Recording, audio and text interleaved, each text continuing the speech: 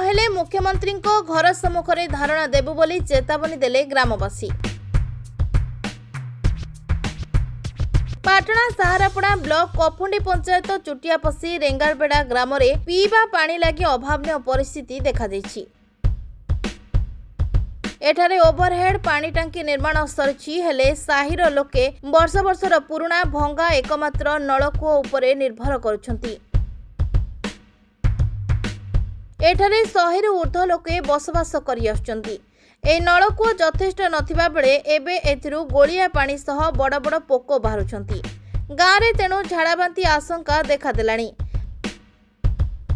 लोके जीवन विकल रे एही पानी पिउछंती। गाँ महिला माने गरा बाल्टी धरी रास्ता उपरे प्रतिवाद करिसंती। एथिप्रति मुख्यमंत्री दृष्टि देबाको साधारण रे दाबी होछि। केन्दुझरु विभू शतपथी रिपोर्ट, रेनबो मीडिया।